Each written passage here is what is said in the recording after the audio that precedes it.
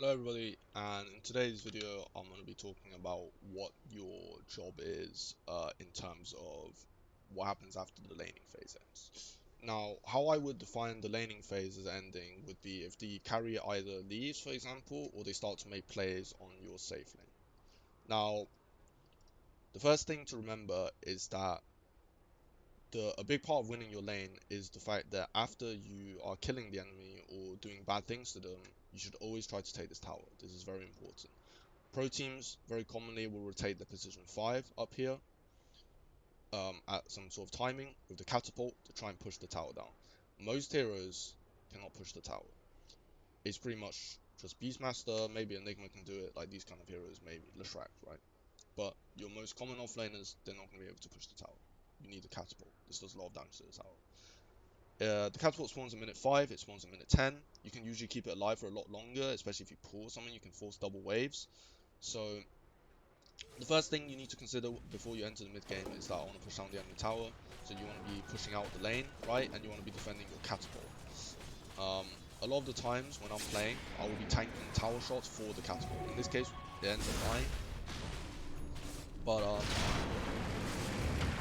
there are a lot of cases where you'll see pro players, they just stand here and they eat tower shots for the catapult and they keep it alive as much as possible.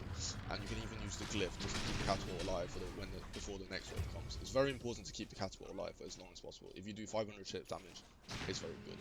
So in this game, if I remember correctly, yeah, so let's have a look at the situation that we're in right now. I'm doing very well. I'm 3900 net worth against 2800 on the Spectre. Spectre's pretty much had to fuck off to the jungle. And we just killed him one last time before Pango rotated up here and killed us all, basically. Now, my thoughts at the moment are, if I go top, the Spectre's just going to be jungling with his Blade Mail or his Ring of Tarrasque or whatever the fuck it is. I'm going to let this play for a second, just so the TV scroll sound doesn't annoy people. In addition, because I'm going to be playing very sort of aggressively up here, the Pangolier can pretty much come at any moment and kill us all, if he wants. And Spectre can haunt in, it's going to be shit. Luckily on my team, there is one hero who can play in the top lane, who's Juggernaut, because he can spin. He sees Pangolier running at him, he presses spin, and he TV's out. Or, you know, whatever it may be. The other upside in this case is that Juggernaut doesn't really push out the lane as aggressively as I do. He can push out the lane and he can go jungle. I can't really do that as Sand King because I have to use my Sandstorm for one of the things, right? So it's just overall better to have Jug in the top lane. In addition, this is something I'll cover more in depth in a future video, but you don't want your carry to play in the dead lane. So us swapping is actually very good because then I can play really defensive. I just guard this tower, right, in this safe area. I don't feel the need to play very aggressive, because if Juggernaut is down here just farming one wave against Eidolon guy, I'm not feeling very good about how the game is going. If he's top farming wave and jungle, right, I feel fine if I'm just farming one wave at a time and I'm delaying the enemy team's push. So one common mistake is that people stay in their lane way too long. You win your lane, you stay here, the mid just starts ganking you over and over again. Especially if you play some hero that naturally pushes out the lane, he's always going to be coming from behind and fucking you in the ass. It's not great. So I recommend minute 8, 9, 10, whatever it is, usually after you take this tower, you swap lanes with your carry. But if your carry doesn't want to swap, you can ask him nicely. If he still doesn't want to swap, so be it, right? Whatever. Maybe when you're high MMR. Usually carry players that want to swap, it's like an offer they can't refuse. Usually they're down here having a shit time, and then you tell them, "Look, why don't you go top?" And they're like very happy about it, but depends how their lane is going as well. One common mistake I see people make, even in like 6, 7k, is that when they are swapping lane, they don't abuse the little bit of overlap time they have with 2 cores in the same lane. This is a very common conception that 2 cores cannot be in the same lane at any period of time.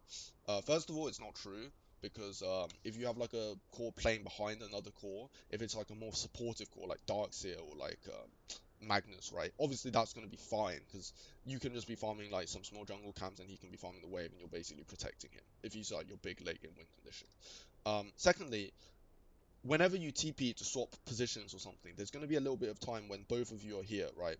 This is actually a very good time to get kills. So you see, I tell my carry that I'm going to TP bot, but he doesn't immediately TP top because I'm playing Sand King and he's playing Juggernaut. So in this case, the Enigma's been having a decent game. We get a stun on him. He TPs out immediately, but he gets spun to death. And now, Enigma's dead, my Juggernaut TP's top. Obviously, the Enigma being dead is a very good thing, but also, when he respawns, he's now going to have to make a choice. Am I going to TP top and fight the Juggernaut? If he TP's top and he fights the Juggernaut, then they have absolutely no push going on this tower, so they have no pressure. If he TP's bot, then my Juggernaut's going to free farm pretty much. And if he walks somewhere, then it's just going to take 100 years to do whatever, right? So, whenever you swap lanes, try to get a kill before the other guy leaves. So in this game, my role is really just to defend towers. We have Doom, who's really far ahead, just because he's got the Devour, right? We have a Juggernaut, who's eventually going to carry this game. And I feel confident in saying that, even though we're against Spectre, because the Spectre is 1, 2, and 3, and he had a really bad lane, so you can see his net worth is down here. And my Jug is buying Battle Fury, so he's going to be scaling very strongly. I'm also feeling very strong, because, again, my lane went very well. I'm 4, 1, and 3. And our support is stronger as well. Like, we have Lina, who is ahead of Grim, and we have Undying, who's like a strong mid-game core. So I'm feeling confident that we're going to win this in the late game, even though they have Enigma and Spectre, who are traditionally very strong late-game heroes. But our net worth lead is just to the point where you don't really have to look at the heroes. That's another common mistake I see people make. They look at the heroes and they're like, oh, they have Spectre, we have to end the game. If the Spectre is 2k net worth at fucking minute 20, who cares if he's Spectre, right? Like, he might as well be a melee creep with 2k gold. So my job right now is to go to where I think the enemy team is going to play and delay their push. And if they bring 5 heroes to kill me, so be it. My Jug is farming a lot up here, right? So, generally speaking, you shouldn't play on 3 lanes like this. This is a very common mistake to make. I guess I'll include this in the offlane video, even though it's not necessarily about the offlane. The problem is, if the enemy team are losing, they're usually very desperate. And they want to be getting combat kills. And if you play on 3 lanes like this, they'll look at the lanes and they'll be like, oh, we can't kill this Jug top realistically. There's a Sanking bot, who's their strongest hero at the moment, and they've got 3 morons in mid lane, so we're just going to run mid and kill them all, right? So whenever you see your team playing like this, try and either you yourself run over to help them, or be on mic and be like, guys, let's not all show mid at the moment. Let's jungle a little bit or play behind Jug or something. This is very bad to do. I believe let's see what happens next, right? You see they're drawing lines on the map. Well, this is me drawing, actually. I'm like, look at this shit. What the fuck? I'm bot showing. You guys are mid showing. We got top showing as well. They end up rolling on our Doom immediately. And now they're like, this is actually a very weird play from them. They don't really,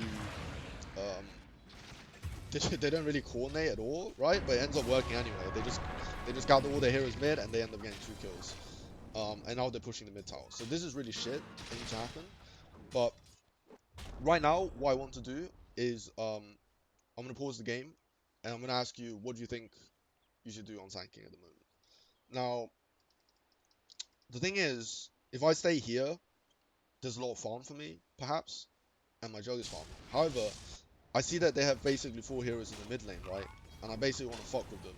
So at this moment in time, I TP into here, which I think is a safe area. And I press W.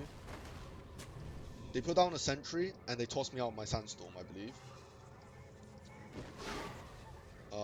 Yeah, look, barely on the fucking edge of the sandstorm. They start to go on me. They put the silence on me. Right now, I'm asking my Lina to hit the bug off me, but he's a little bit slow because he's doing light strike array, and I end up getting stunned. I take a fuck ton of damage from the E because he's maxed it, and then they get the black combo because I can't walk. But if you imagine that we didn't play like this, and we got the bug off me, and they're taking 1,000,000 damage in Sandstorm with the Veil, and I pop my wand, they could be getting fucked right now. And even if that's not the case, if we waste 20 seconds here, it's still good, because now Jog can play really aggressively, and maybe if I survive, it's really good. So you should always go to these dangerous fights, even if you think it's like just complete suicide. Well, not if it's complete suicide, but like, as long as there's the chance of something going well. Because that's your job as Sand King, right? There's nothing else better for you to do right now. If you pressure a bot, there's no pressure, because you can't hit the catapult. You can't hit the tower anyway. If you go jungle, AFK jungle, the enemy team, they take this tower for free, and then they smoke out on your Jug. If you delay them for 20 seconds or something, it makes their smoke play a lot worse, right? Because it just doesn't look right. You see it as well, like people just start dying. Right now, I imagine their next move is to bot lane, and I start to run over. In this case, this is kind of a bad play to make, because I don't have my TP scroll, and I think they end up placing a ward here, which catches me. Yeah, so they place this ward here, and then they gather around, because they anticipate I'm going to do this. But in lower MMR, this is never going to happen. No one's going to play like this, right? So I go here, they end up going full pam on me, and I die. But normally, this would be a good thing to do, to run to the tower that you want to defend, right? So I think after this, but the important thing to note is that look at the net worth still. My Doom basically knows where 5 enemies are all the time because I'm feeding on them. My Jug knows where the 5 enemies are, and they're just farming very, very safely. You see, what happens next is that we decide that we shouldn't play like this anymore, and that my game is getting too fucked, I guess, even though I don't really agree with that. And I'm going to play more defensive. So let's see what that entails. So I'm basically not going to run to where I think the enemy are going to be, and I'm just going to farm the jungle, kind of, right? As soon as I start doing this, look what happens to the map. As soon as I stop playing in front of the enemy, they suddenly have the space and the time to group on my cause. So in this case, I'm not sure how this fight goes for them. I don't think it goes very well for them. But it's still a very bad thing to happen, right? So if you don't play aggressive on pos 3, you're not really shielding your cause to have free farm. You want to drag them to you and make bullshit happen. Usually you want to run bot and you want to poke their carry, and then they bring a lot of heroes to defend them. In this case, my oh, this is something I wanted to mention actually. So right now, at this exact moment in time, my role has actually changed significantly. Before, I'm playing this sort of tank, defending towers or whatever, and pushing out lanes and farming.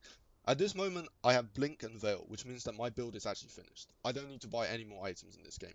If you gave me 5,000 gold, I would rather give it to my Jug or my Doom. Both of them are going to scale a lot harder than me. This guy has Battle Fury, this guy has Devour, whatever, right? Like, I'm just a fucking Sand King. What am I going to buy? Yours, right? Like, who cares? Essentially, with Blink Dagger, you don't really want to be showing on the lanes. This is something that's very important.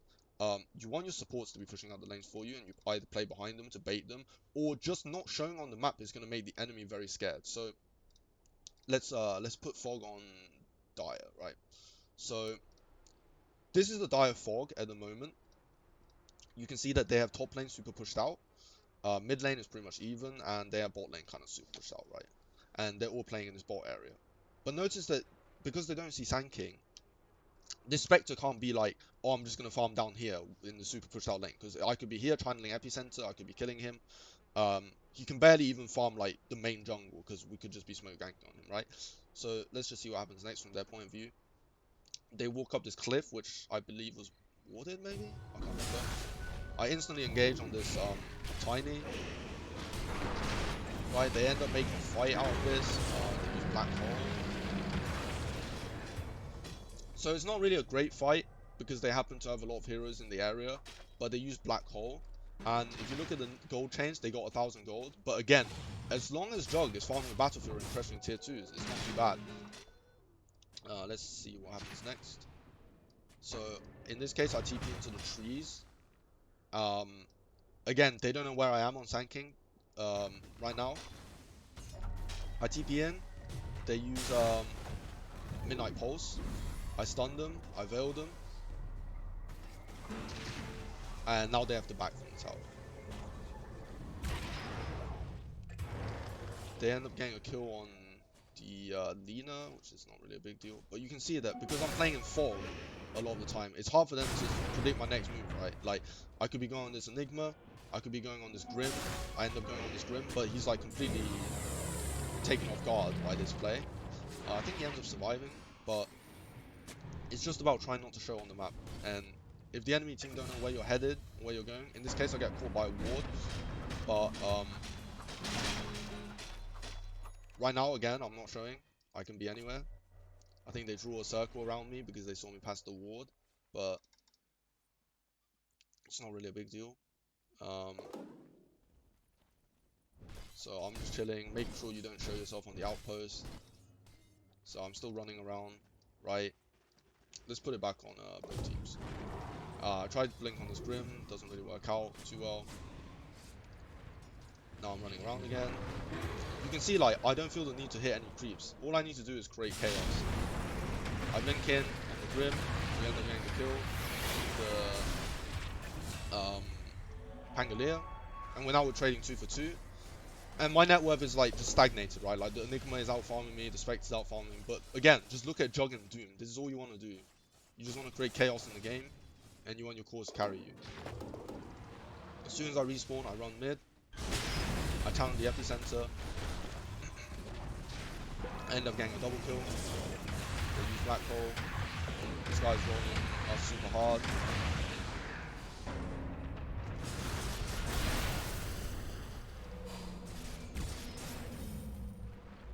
When my cores are sieging, I'm trying not to show. In this case, because they're all dead, I'm just going to show top and push out lane to create more pressure on the map. But as soon as I push, I TP in the Sandstorm to mid, and now they don't know that I'm here, right? So they go on the Jug, the Lina, they go on both actually. We end up getting the Doom off on the Spectre. This ends up not being a great play in general. If I remember correctly, this ends up not working too well. No, it's pretty good actually. But you can just see, because we're sealing our numbers and our initiator, I'm constantly landing these 2-man stuns, and their lives are just very, very difficult. So you need to understand that there comes a point in the game where you don't need to last anymore. If you remember, I had like 88 last hits in minute 10, now I have 104, but look at my Jug. Not showing is a very powerful tool. And sacrificing yourself for the good of the team is also something that's very important. Another case I wanted to show is if you're playing more as like the initiator. In this case, I feel like I don't really need to play initiator because I have a very strong late game core lineup. In this game, if I remember correctly, I had a Huskar and a Slardar carry. So this is a case where, again, we can probably outfarm them, maybe, but there's going to come a point where we have Huskar mid and Slardar carry. Like, we're not going to out-carry this Ember and Void, right? So we have to kind of end the game a little bit earlier.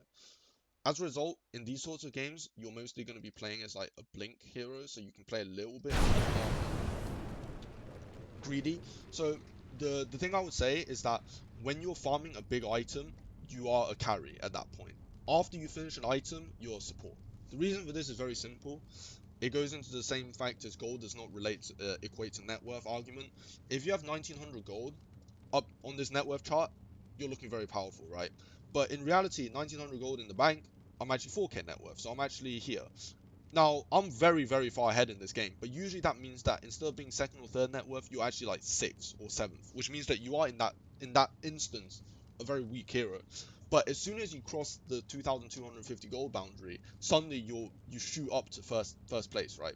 So as a result, you finishing 300 gold is worth a lot more than Huskar finishing 300 gold, or Slardar finishing 300 gold. So whoever is finishing a big item for that moment is actually the biggest core in the team. So right now, I'm 400 gold off Blink.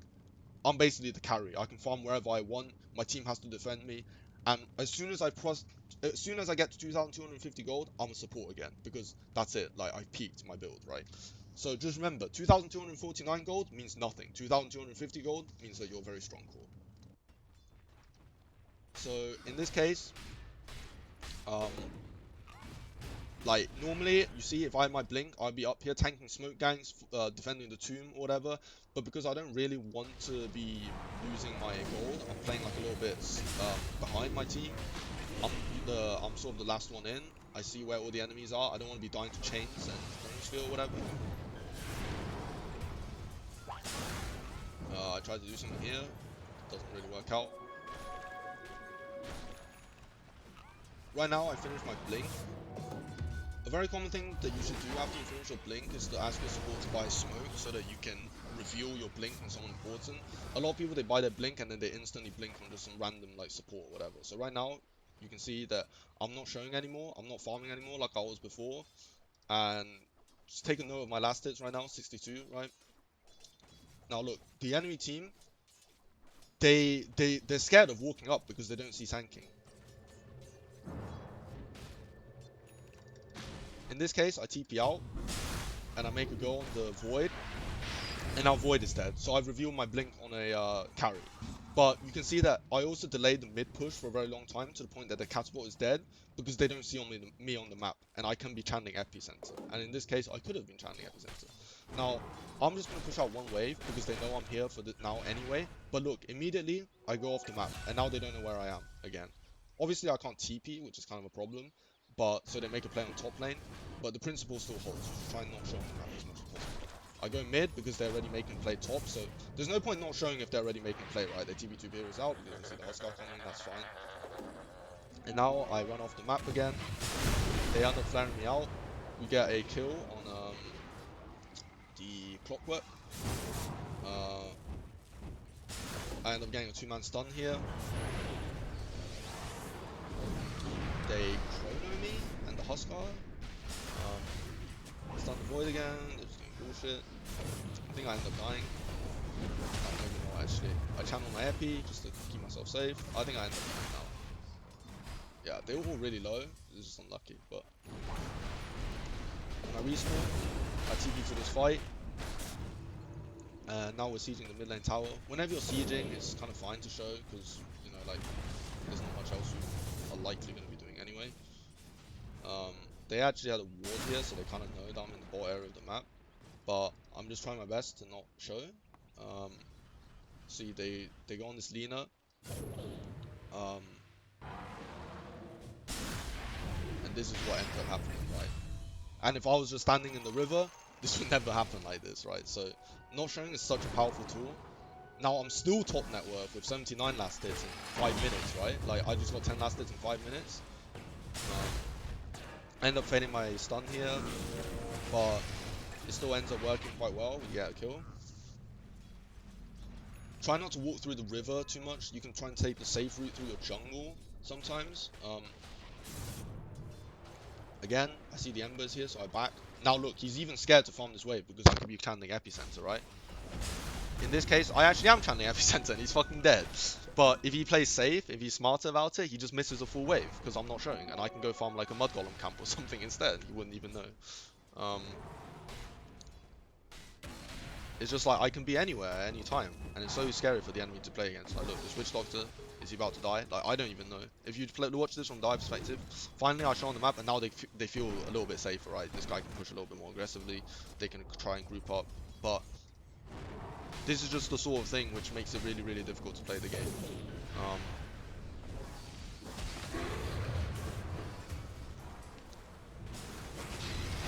We end up killing this guy. We get Chrono together. We end up killing pretty much everyone here. So just remember, the main things about Blink Dagger heroes is until you finish your Blink, you're caught. Play very, very safe. Tell your team, I'm close to Blink. Try not to make me go feed myself for no reason. And then buy a smoke for me when we're ready, basically. Don't show your blink. When you finish your blink dagger, make sure the courier doesn't deliver it to you in the middle of a wave and the entire enemy team can see that you just finished a blink dagger and they play really safe. Try not to show on the map very much after that point. Just farm like enemy jungle or your jungle. Try and sit behind your cores. Try and stay in fog. Make sure that when you initiate, you have someone to follow you up.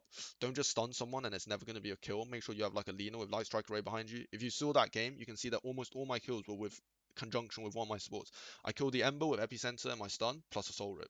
I killed the Void with a Light Strike Array and a Laguna Blade. I killed the other guy, the Ember, with a Epicenter, sorry, not an Epicenter, a Burrow Strike and a Laguna, right? Me by myself, I'm not going to be killing anyone, and if you initiate and you don't get the kill, they're just going to counter initiate on you and kill you. It's going to be really, really shit. That's pretty much the main gist of what you want to be doing as these sorts of initiator heroes. There's also the case where if you play a sort of ganking hero, you basically just want to be making bullshit fights all over the map. It's kind of the similar with heroes that don't buy Blink, like Clockwork and Spirit Breaker. They don't have Blink, but like it doesn't really matter. It's almost as if they have a built-in Blink as well, right? So there's pretty much there's basically two other types of mid-game play as an offlaner.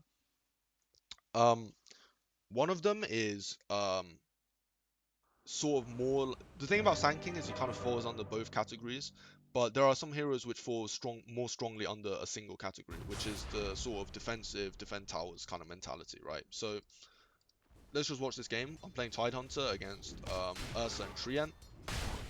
If I remember correctly, we end up winning this lane quite well. I think I end up getting some Ravage kills here or something. So I end up using Ravage, we kill the Trien. If I remember, I buy Meteor Hammer at this point, something like that. Yeah, I think Meteor Hammer. We end up killing Ursa again. Yep. So we kill Ursa again. I'm doing quite well on the net worth chart. They end up going on me. It's kind of funny play actually. I just channeled the Meteor Hammer on myself and I TP out. That's pretty funny. So right now you need to consider what it is that you want to be doing as Tidehunter with a Meteor Hammer. So normally it would be run back top right and continue harassing this Ursa out of lane. But as we've already discussed, there's gonna come a point where you're too strong, you're too fat, you can't play aggressively anymore. They're just gonna keep ganking you. Plus my Drow has already left the lane to go farm Ancients, so I feel like I can come bot and fuck with these guys.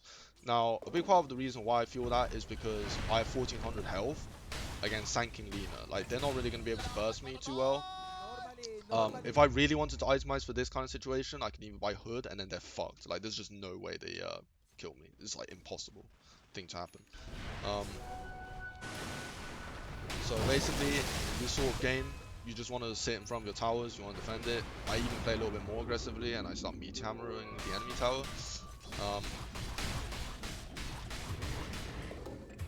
I TP mid for one fight. Just remember, even if you're defending a tower, don't be afraid to TP, right? Like don't always don't think too hard about one thing to the point where you just ignore everything else that's happening around you. So I'm buying more TPs, more charities. I'm just gonna sit here and make the enemy team not be able to push this lane. They end up killing me at this point, but, and it's a big but, they used Epicenter and Laguna Blade and they still barely killed me. And right now I buy Hood because I'm sick of it. And now it's like there's no way, right? A big part of the reason why I was queuing Blink before is because I'm the only initiator on this team.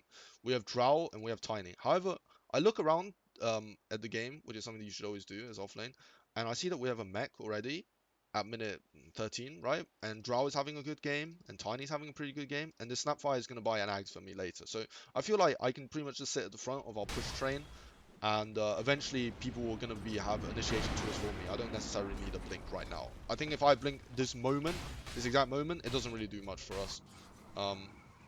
It's going to be hard for us to push through the Sanking, and we're going to need a pipe blades anyway. So if I don't have a blink, then I'm not really very scary to not be showing on the map, right? I'm just the Tidehunter, so I'm just going to be showing. I'm going to try and farm as much as I can.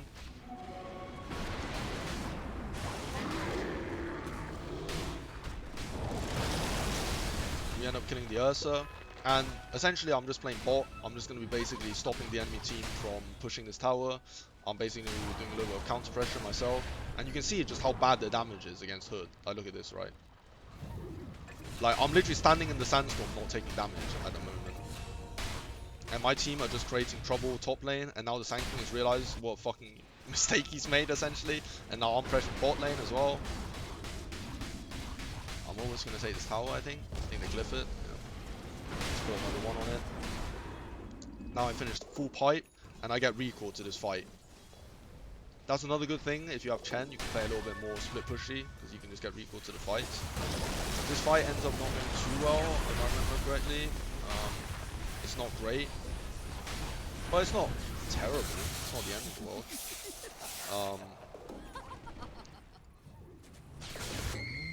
So I respawn, I finish my full pipe,